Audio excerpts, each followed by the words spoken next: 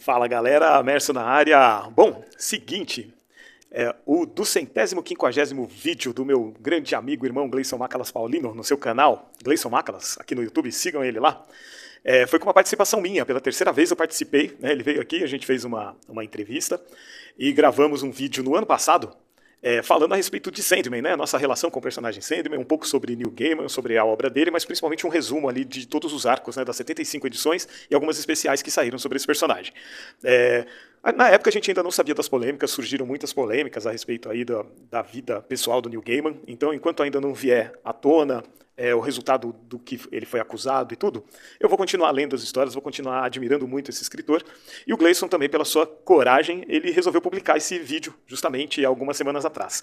O vídeo dele, ele colocou lá no canal dele apenas a gente conversando, e eu tirei um tempinho então para colocar algumas imagens assim, né, pro vídeo ficar um pouco mais interativo. Então eu espero que vocês gostem, depois eu vou até falar com ele, né? Vou pedir a permissão dele. Se você está vendo esse vídeo é porque então ele foi aprovado para ser postado aqui no meu canal. Então espero que vocês gostem e a gente vai se falando. Quem quiser saber mais um pouco ainda a respeito de Sandman, de Neil Gaiman, que é um personagem que eu gosto muito, aí é só colocar aí nos comentários, eu farei mais vídeos a respeito, beleza? Vamos ver o vídeo então com o Gleison? Até mais! Muito bem, então vamos lá. Olha, hoje estamos aqui para comemorar 250 vídeos para o meu canal no YouTube. E, em primeiro lugar, eu só quero agradecer a vocês que têm vindo aqui, prestigiado, ajudado na melhora do conteúdo e etc. Falo sobre histórias em quadrinhos, personagens de desenho animado, mas o forte mesmo é filmes, pois eu sou cinéfilo, eu amo a sétima arte. Acho bem bacana e muito impactante, e a gente continua. Hoje eu trouxe a outra metade do universo Gamp, que é o meu irmão Emerson Penerari, para falar de um grande personagem de uma época que marcou história. Hoje ele vai falar um pouco mais sobre Sandman, com propriedade, porque eu confesso que eu só vim conhecer essa obra literária de Neil Gaiman através dele, porque ele já tinha todas as edições e eu passei a ler para depois adquirir as minhas próprias. Então vocês aguardem um pouco aí, que logo depois da vinheta nós estamos começando então, tudo bem? Ok?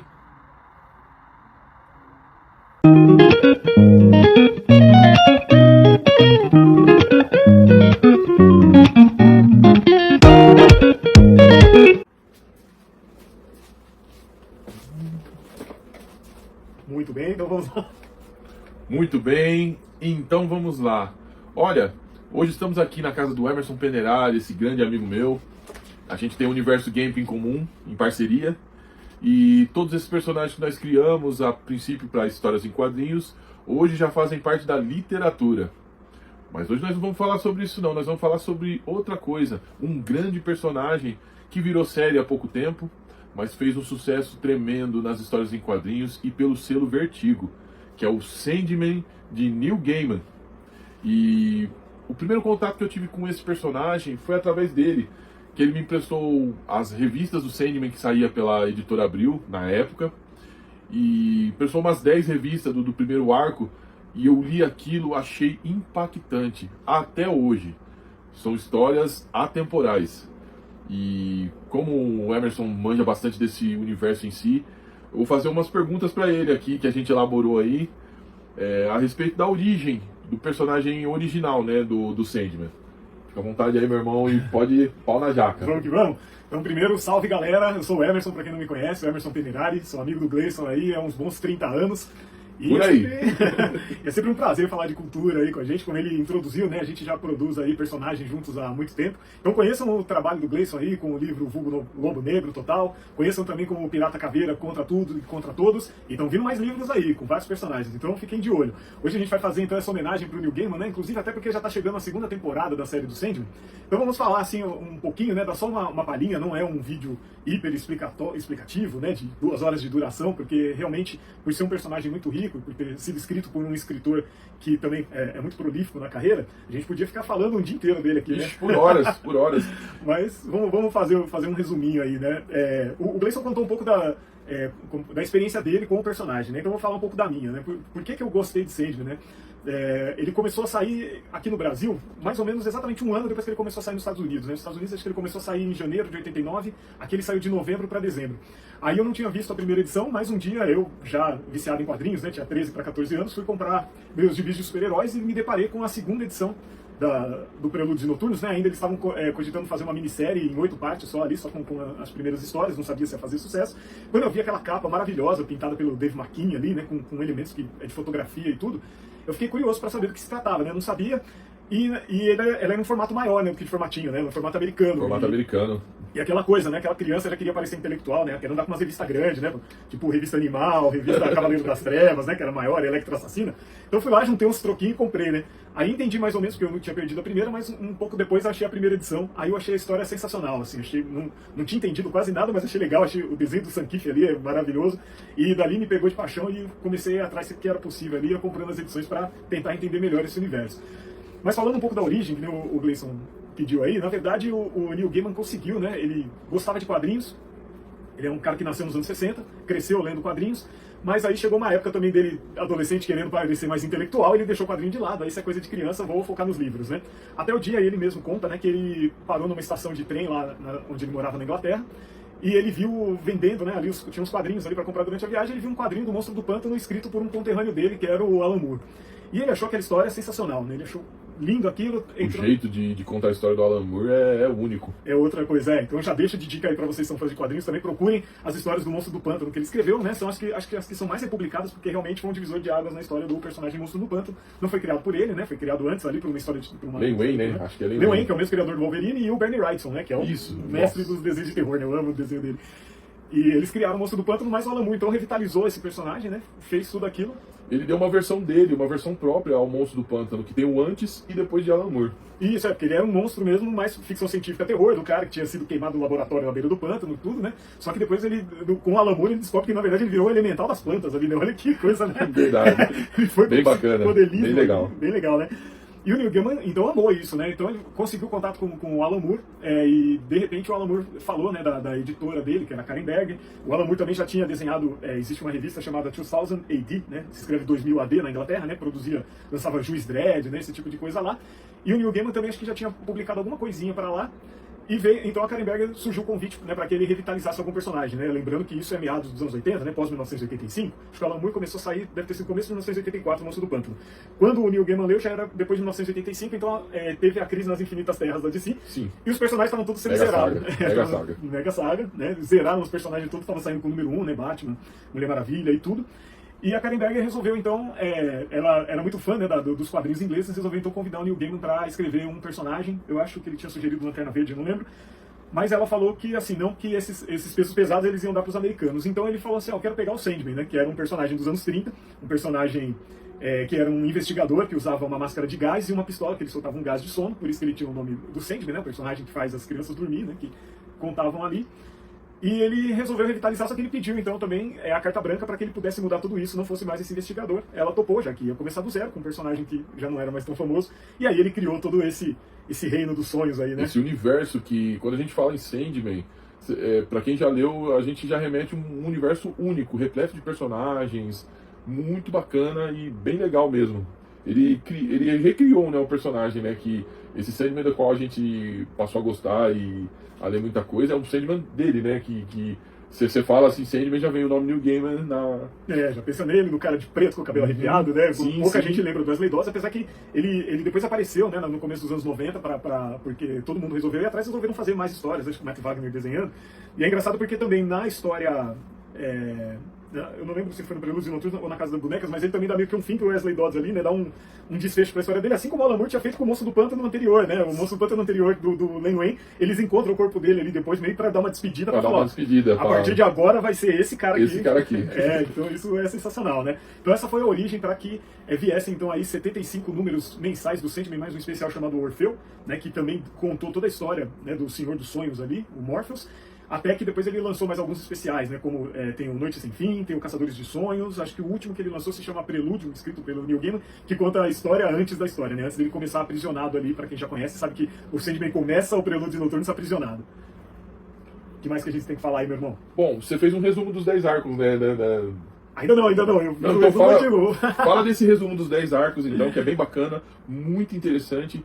E são o comecinho, né, das histórias do Sandman. Isso, esses 75 números, então, eles são divididos em 10 fases ali, né? Cada um com seus 8, 7 edições, alguns com um pouco mais, né? O penúltimo é o mais comprido, são 3 edições. Então começa com Prelúdios e Noturnos ali, que é justamente, né, um estudante ali do ocultismo, ele tenta invocar a morte, porque ele queria acabar com a morte, mas ele faz alguma coisa errada na sua conjuração ali, e acaba trazendo o irmão dela, o Morfeu, que é mais novo, né? E eles são em 7 irmãos ali, que representam vários estágios da humanidade. Eles não são como deuses, mas eles só têm poder porque os seres humanos ainda, né, precisam deles, que é o destino, a morte, o sonho, que é o Sandman, a delírio, a desejo, a desespero e o destruição, né? Todos eles são aspectos, né, da vida humana, e eles vivem em outras dimensões, então ele fica aprisionado ali durante 70 anos, mais ou menos, né? Ele foi pego no comecinho do século XX até 1989, quando ele consegue se desvencilhar, ele consegue escapar, então, dessa prisão. E só que, por conta disso, né, ele era um ser muito orgulhoso, ele era um ser muito arrogante.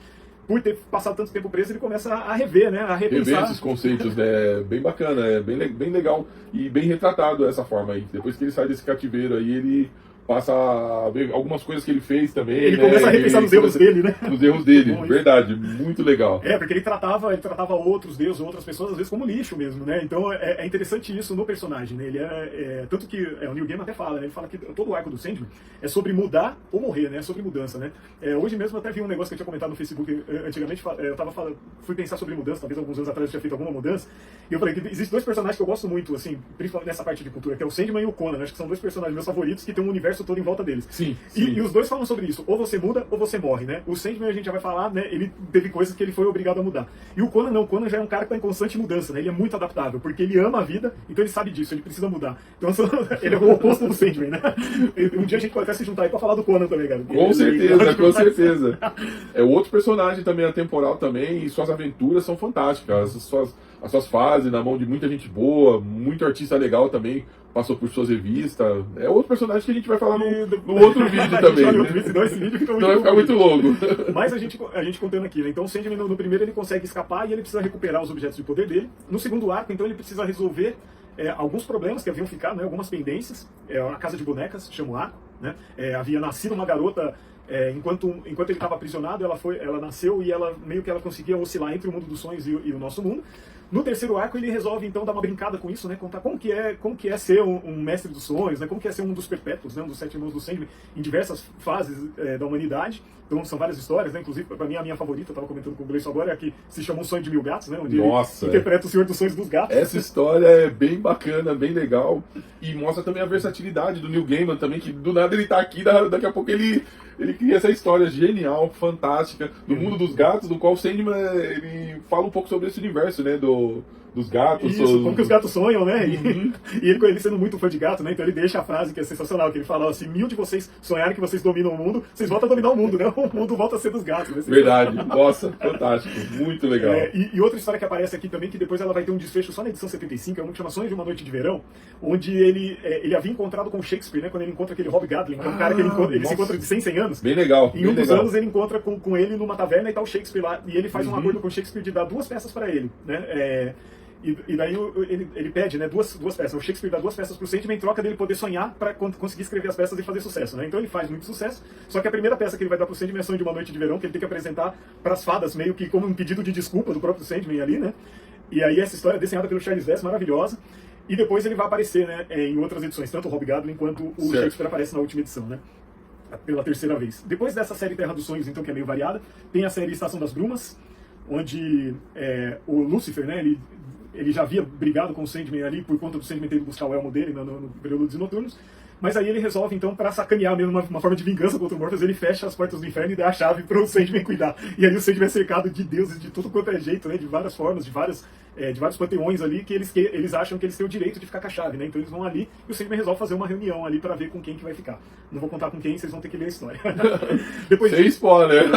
Depois disso, então, ele dá uma brincada, assim, dá uma variada, porque ele coloca... se você comprar encadernado, vai ter uma fase que chama Fábulas e Reflexões, que também, assim como Terra dos Sonhos, são várias histórias curtinhas ali, onde também resumidas, mostra... né? Isso, Sandman com Marco Polo, Sandman do Império Romano, os Pequenos Perpétuos, essas coisas. E depois tem a história Um Jogo de Você, que também é outro fechamento aí de pontas soltas que acontecem ali, né? De também uma moça ali, aspirante a bruxa, e que ela tenta entrar no reino.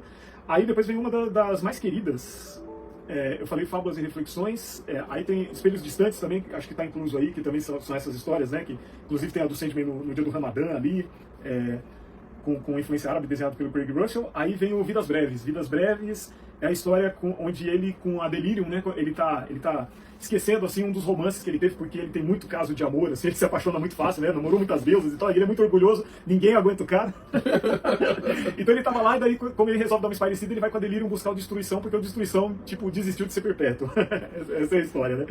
É bem legal, é muito bonito o desfecho dessa história também, o que ele aprende, né, meio que parece um filme de estrada, tipo Thelma e Louise, né, aqueles road movie, assim, né. Certo. Legal, porque eles vão de carro procurando destruição, assim, é interessantíssimo. Aí vem a série Fim dos Mundos, onde já começa o prelúdio pro final da série, né? Ali ele já começa a pensar começa a ter visões ali de como será o desfecho da série. Se passa dentro de uma taverna onde pessoas de diversas dimensões, diversas épocas diferentes que se perdem em estradas se encontram ali, e todas elas dão o seu parecer ali, a sua visão a respeito do Sandman.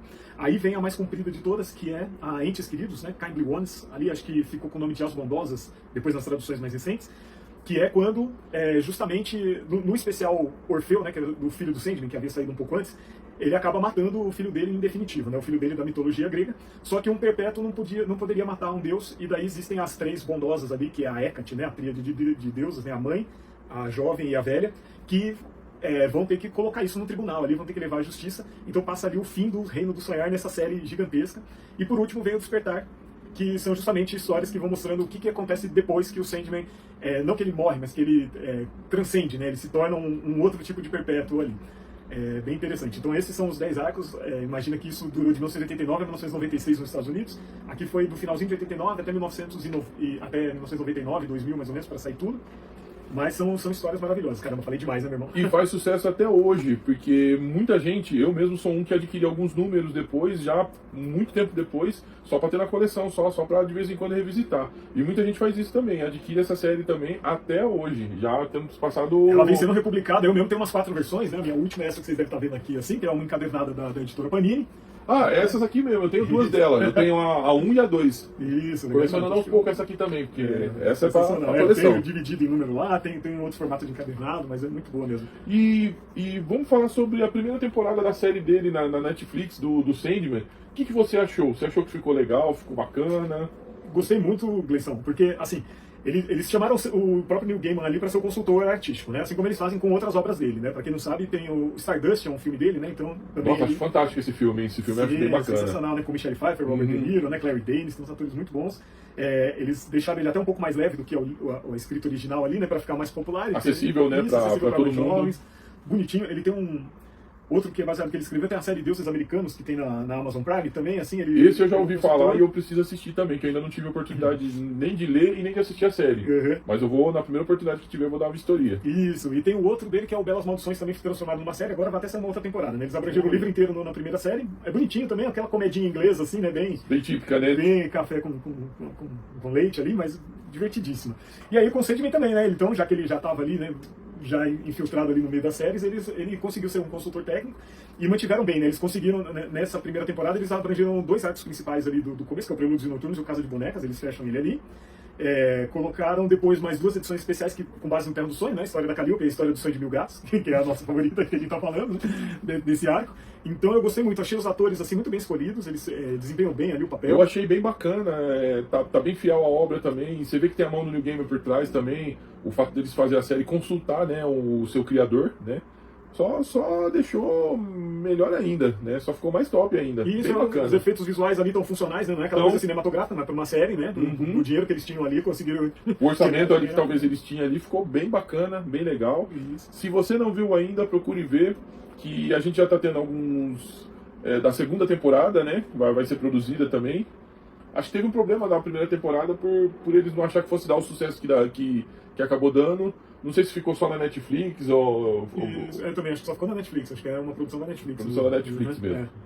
E aí demorou um pouco aí, né, essas coisas contratuais e tudo, né, grana para investimento, agora parece que vai sair mesmo, né, já saíram umas fotos aí dos próximos personagens que vão aparecer, né, outros perpétuos que não tinham aparecido na primeira, então a gente já desconfia que já vai começar com a Estação das Brumas ali. Olha que legal. Vai ser legal. Bem bacana, hein, muito bom.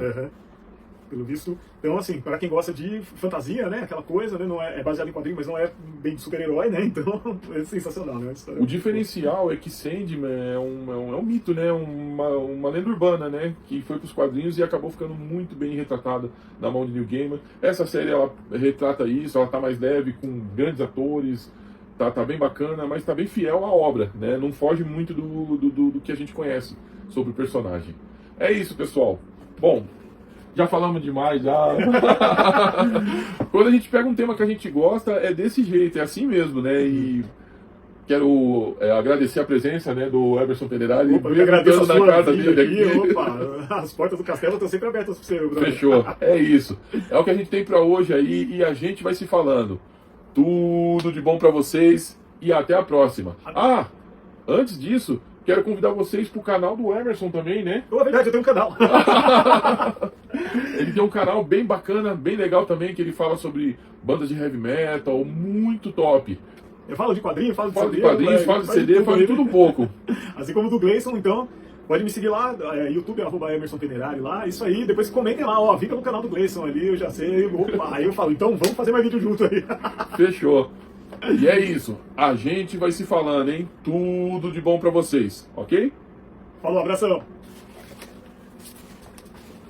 E aí, 1h30? Ah, tá top, ó. 20 minutinhos, 20 e poucos minutinhos. Cara, eu já tava comendo.